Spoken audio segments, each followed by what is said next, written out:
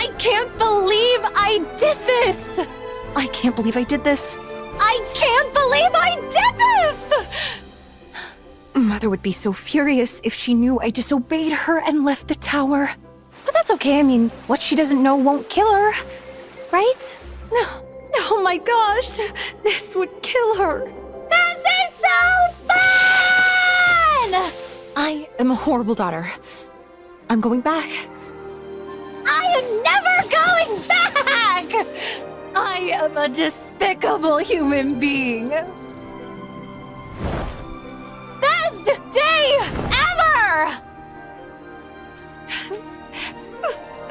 I notice you seem a little at war with yourself here.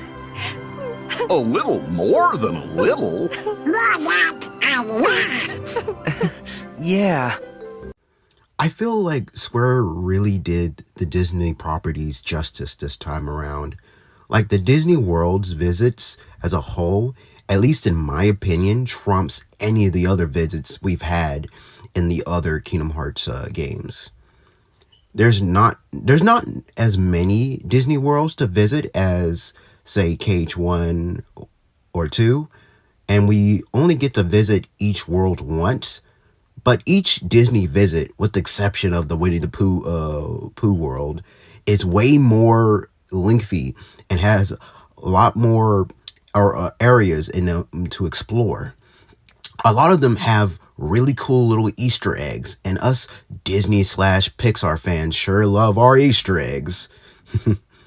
They sure did feel expansive, and each world did feel unique to each other, as if you were playing a different game each time, but in a good way, and kept things interesting. Granted, I do wish there were more areas to explore in these worlds. Like, for example, I would have really liked to explore the inside of Elsa's ice castle. And the game does an excellent job meshing Sora and company into each of the Disney films without them feeling out of place. Basically, what I'm saying here is that just like KH1, each of the world visits feel relevant to the main plot in some ways, as far as like in terms of like their themes anyways. It doesn't feel completely random like KH2 did in their Disney World visits. My top 2 favorite Disney worlds being Tangled and Toy Story. It really surprised me that I ended up enjoying Tangled more than Toy Story, considering the fact that Toy Story was the world I wanted in Kingdom Hearts for the longest time. Don't get me wrong, it's still a blast being in that world, but there's certain things about Tangled's world that I found more impressive and had more fun in it. The one con that does go with the worlds being more expansive, both vertically and horizontally, is that it's very easy to get lost. At least we still get mini maps to make things simpler. And unlike KH1, KH3's game menu does keep you updated on what you need to do. But there were a few times when just trying to find the treasure chest with the map in it can be a daunting task. We even have countless NPCs. I'm really happy about this because now worlds feel more lively. A common complaint in the franchise has always been that the worlds in every Cage game feel kind of empty or dead, with barely any NPCs roaming around in these worlds. I get, like, if you just played like Final Fantasy VII Remake, this doesn't really seem that big of a deal to you because there was like countless NPCs roaming all over the areas. But again, for a Cage fan, this was pretty huge. Compared to before, Cage 3 really makes you feel like you're actually in the respective Disney worlds. With that said, Twilight Town has basically become the hub world for Cage 3, and while we do get a few new areas, it's still significantly smaller than what it was in Cage 2. I miss exploring certain parts of the world that had areas like the Sandlot, Sunset Hill, and the usual spot. We only get to see the mysterious tower through cutscenes, despite it being showcased as a playable world in some of the trailers. And I didn't think it was possible, but the 100-acre woods feels even smaller than it did before. I get that it was always an optional world, but still, man. And it's pretty damn amazing how the game manages to recapture some of the magic the films did, especially in the world for both Frozen and Tangled. They recreated the same scenes from the movies perfectly, so much so that it felt like I was watching the movie. Even prior to the game's release, I've shown other people shot for shot comparison photos between the game and the Disney movies.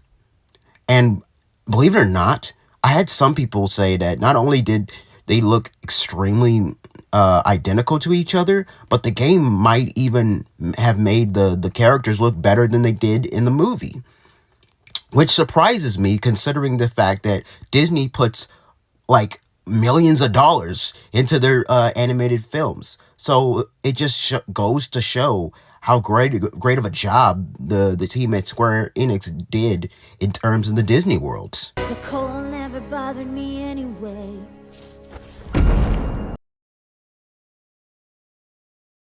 The party members, especially Donald, is so much more helpful in this game than in previous games. He'll actually heal me when I desperately need it, and sometimes handles most of the Heartless for me. And I don't even need to customize him to do that. There'll be times where I'll yell, "Damn it, Donald, you stole my kill," because he'll get the final blow on an enemy sometimes. So that whole Donald is useless meme that's been commonly used in the Cage community for years is pretty much dead at this point. You can have 3 different Keyblades equipped at the same time and easily switch them while you're fighting an enemy.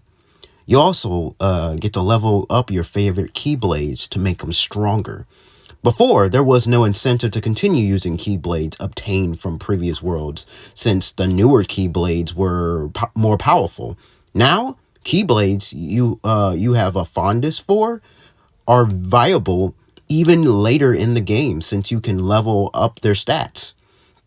As with most Cage games, we get introduced to new Keyblades, and my favorite ones design-wise would have to be the Shooting Star, the Wheel of Fate, Hero's Origin, Favorite Deputy, and King Mickey's new Keyblade, the Kingdom Key W, which is a fusion between his other 2 keychains, Star Seeker and Kingdom Key D. Although I will admit that I kinda wish Square had also brought back some of the classic Keyblades from previous Cage titles. Imagine what type of Keyblade transformations we'll get for Oathkeeper and Oblivion. The possibilities are endless.